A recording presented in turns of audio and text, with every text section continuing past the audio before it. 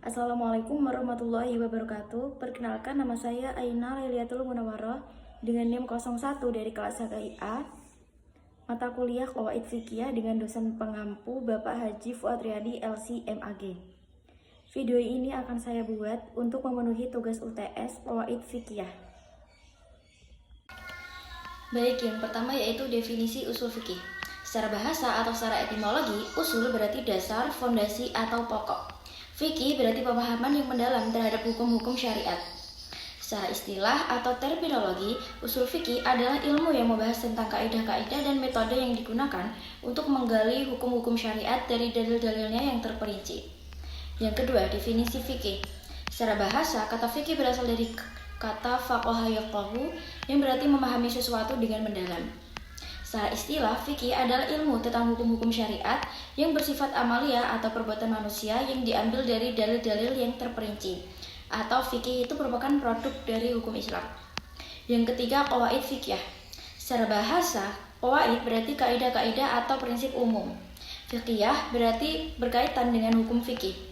Secara istilah, qawaid fiqhiyah adalah kaidah kesimpulan tentang persoalan hukum Islam yang bersifat umum yang dapat digunakan untuk memahami dan menetapkan hukum terhadap berbagai permasalahan cabang fikih yang banyak dan juga serupa. Yang keempat, perbedaan antara usul fikih, dan qawaid fiqhiyah. Usul fikih itu membahas tentang metode atau cara untuk menggali hukum dari dalil syar'i. Fikih membahas hukum-hukum yang sudah dihasilkan dari dalil atau produk hukumnya. Kalau qawaid fiqhiyah itu kaidah yang merupakan kesimpulan dari banyak persoalan fikih yang memiliki hukum-hukum yang sama. Contoh dalam usul fikih dari ayat aqimus sholata, dirikanlah sholat melalui kaidah al-umru lil wujub, yang berarti setiap perintah menunjukkan kewajiban. Para ulama menetapkan bahwa sholat itu hukumnya wajib. Kalau yang fikih yaitu contohnya sholat 5 waktu itu hukumnya adalah wajib. Puasa Ramadan hukumnya adalah wajib. Zakat bagi yang mampu hukumnya wajib, riba itu hukumnya haram. Qawaid fiqhiyah. Contohnya dalam kaidah al-masyaqqatu tajlibut taysir. Kesulitan mendatangkan kemudahan. Aplikasinya yaitu boleh tayamum jika tidak ada air, boleh menjamak sholat bagi para musafir, boleh berbuka puasa dulu bagi orang yang sakit atau bepergian jauh. Kaidah qawaid fiqhiyah. Kaidah yang pertama yaitu al-umuru bimaqasidiha. Segala perkara tergantung pada tujuannya. Secara bahasa, al-umru berasal dari kata al-umru yang berarti keadaan, kebutuhan, peristiwa, atau perbuatan. Sementara al-maqasid berarti maksud atau tujuan. Secara istilah, kaidah al-umru bimaqasidiha dimaknai sebagai perbuatan dan tindakan seorang mukallaf, baik berupa ucapan maupun perbuatan yang dikenal hukum syarak sesuai dengan maksud dari sesuatu yang dilakukannya. Dasar hukum dalam Al-Quran yaitu ada dalam Quran Surat Al-Bayyinah ayat 5.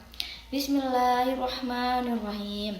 Wa ma umiru illa liya'budullaha mukhlishina lahuddin hunafa'a wa yuqimus sholata wa yu'tuz zakata wa dzalika dinul qayyimah. Artinya, mereka tidak diperintah kecuali untuk menyembah Allah dengan mengikhlaskan ketaatan kepadanya, lagi hanif atau istiqomah, melaksanakan sholat dan menunaikan zakat. Itulah agama yang lurus atau benar. Adapun dasar hukum dari hadis yaitu innamal a'malu binniyati wa likulli imri'in ma nawah. Artinya, sesungguhnya setiap amalan itu tergantung pada niatnya. Setiap orang akan mendapatkan apa yang ia niatkan. Hadis riwayat Bukhari dan Muslim. Keterkaitan antara ayat Al-Quran dengan As-Sunnah dengan kaidah tersebut, yaitu ayat ini menegaskan bahwa amal ibadah diterima hanya jika diniatkan karena Allah. Artinya, semua perbuatan harus berpijak pada tujuan yang benar dan ikhlas. Hadis ini juga menjadi fondasi utama dalam kaidah ini, yang menunjukkan bahwa hukum suatu perbuatan, ibadah, muamalah, dan lainnya itu tergantung pada niat pelakunya. Misalnya, dua orang itu sama-sama memberi uang, yang satu itu berniat sedekah, dan yang satunya lagi itu berniat untuk pamer. Hukumnya berbeda karena niatnya juga berbeda. Contoh lain, niat dalam pernikahan. Jika pernikahan dilakukan niat untuk membentuk rumah tangga yang sah, maka hukumnya itu sah dan bernilai ibadah. Tetapi jika niatnya untuk menipu atau menyalahgunakan, misalnya berpura-pura menikah untuk mengambil harta, maka hukumnya batal atau tidak mendapatkan pahala. Kaidah yang kedua yaitu al-yaqinu la yazalu bisyak. Keyakinan tidak hilang karena keraguan. Secara bahasa, yakin berarti kemantapan hati tanpa keraguan, berasal dari kata yang menggambarkan sesuatu yang mantap dan pasti, seperti air yang tenang di dalam kolam. Syak secara bahasa berarti keraguan, yaitu keadaan di mana seseorang bingung antara dua kemungkinan yang sama-sama mungkin benar atau salah. Secara istilah, yakin adalah tingkat pengetahuan tertinggi yang menunjukkan kepastian penuh terhadap suatu hal tanpa adanya keraguan.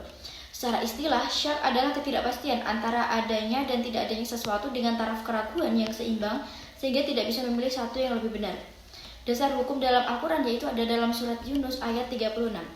Bismillahirrahmanirrahim. Wa ma yattabi'u aktsaruhum illa dhanna. Inna dhanna la yughni minal haqqi syai'a. Innallaha 'alimun bima yaf'alun. Artinya, kebanyakan mereka hanya mengikuti dugaan. Sesungguhnya dugaan itu tidak sedikit pun berguna menyangkut perolehan kebenaran. Sesungguhnya Allah Maha mengetahui apa yang mereka lakukan. Dasar hukum dalam hadis yaitu idza wajada ahadukum fi batnihi syai'a fa ashkala 'alaihi akhraja minhu syai'an amla fala yakhrujanni minal masjidi hatta yasma'a sautan aw yajida riha. Apabila salah seorang dari kalian merasa ragu apakah keluar sesuatu dari perutnya atau tidak, maka janganlah ia keluar dari masjid sampai ia mendengar suara atau mencium bau. Hadis riwayat Muslim. Keterkaitan antara ayat Al-Quran dengan hadis. Dalam ayat tersebut menunjukkan bahwa sangkaan atau keraguan tidak dapat menggugurkan keyakinan kebenaran yang pasti. Dalam hukum Islam, yang diyakini lebih kuat posisinya daripada yang diragukan. Lalu hadis ini juga menunjukkan bahwa keyakinan tentang keadaan sebelumnya tetap berlaku sampai ada bukti nyata yang mengubahnya. Prinsip ini sejalan dengan semangat Al-Quran agar manusia tidak mengikuti sangkaan tanpa dasar. Maka ayat dan hadis ini menunjukkan bahwa keraguan tidak bisa menghapus hukum yang sudah pasti, sehingga lahirlah kaidah keyakinan tidak hilang karena keraguan. Contohnya yaitu talak. Jika suami yakin baru menjatuhkan satu talak lalu ragu apakah dua, hukum yang dipegang adalah yang pasti yaitu satu talak.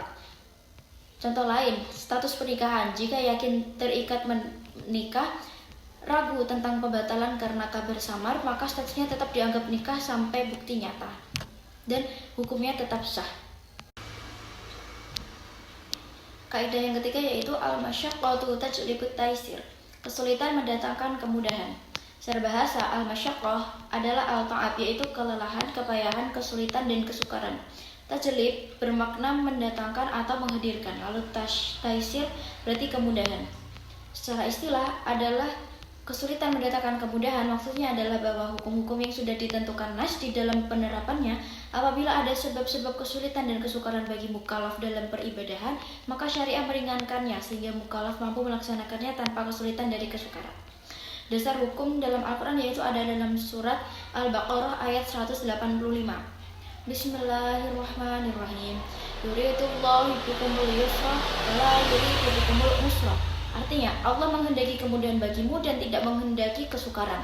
Dasar hukum dalam hadis yaitu yasirru wa la tu'assir. Artinya, permudahlah dan jangan mempersulit. Hadis riwayat Imam Bukhari.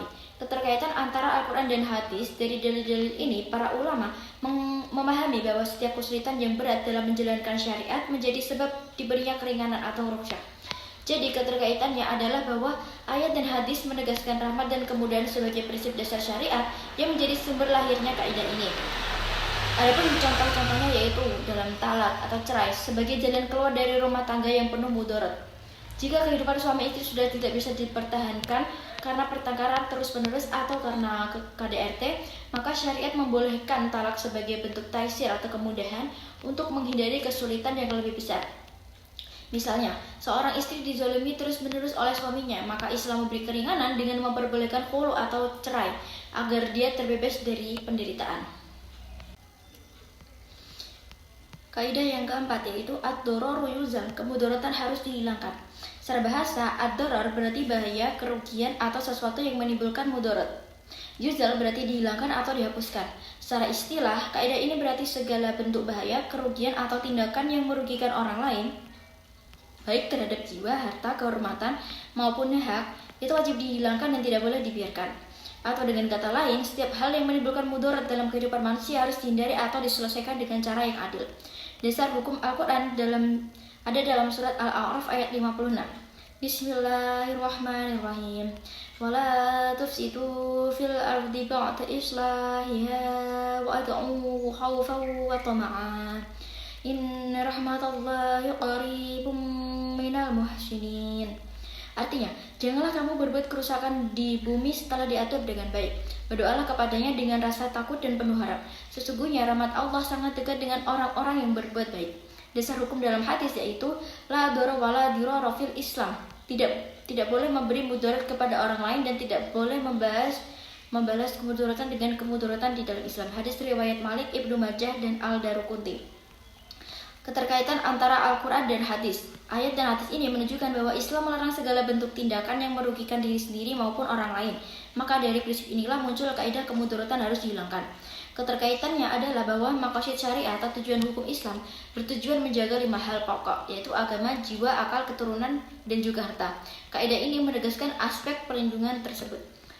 Contoh, pembatalan akad nikah karena cacat tersembunyi. Jika setelah menikah diketahui salah satu pasangan memiliki cacat berat atau penyakit menular yang membahayakan, misalnya gila, lepra, atau HIV, maka pihak lain berhak membatalkan pernikahan atau fasakh untuk menghilangkan mudarat.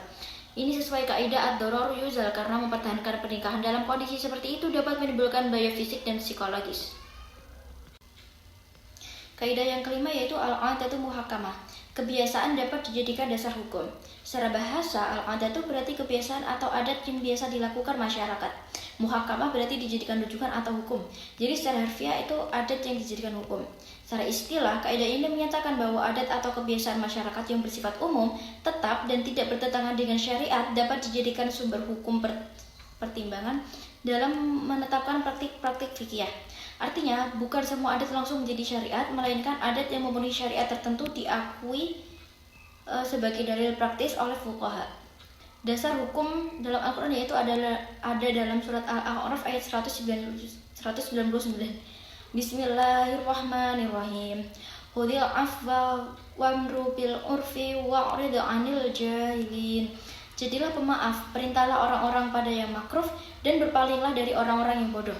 Dasar hukum dalam hadis yaitu ma ra'ahul muslimuna hasanan fa huwa indallahi hasanah. Apa yang dilihat orang muslim baik, maka baiklah menurut Allah Subhanahu wa taala. Keterkaitan antara Al-Quran dan Sunnah. Ayat-ayat yang menyebut al-ma'ruf menunjukkan bahwa syariat menghendaki pelaksanaan hal-hal yang dikenal baik oleh masyarakat. Ini membuka ruang bagi adat yang bermoral dan tidak kontradiktif untuk menjadi rujukan. Sunnah Nabi menunjukkan fleksibilitas praktik. Nabi menerima beberapa kebiasaan sosial yang tidak bertentangan dengan syariat, misalnya tata cara tertentu dalam akad, adat pernikahan, pembagian tugas sosial. Sehingga fuqaha menggeneralisir jika adat itu tidak bertentangan dengan nas, maka dapat diberi kekuatan sebagai aturan praktis. Jadi keterkaitannya adalah Al-Quran memberi prinsip umum atau ma'ruf dan sunnah atau hadis merealisasikan penerimaan praktik lokal. Dari sini lahir kaidah al-'adah al-muhakkamah sebagai prinsip usuli atau fikih. Katanya yaitu besar kecilnya mahar menurut kebiasaan daerah ketika kedua belah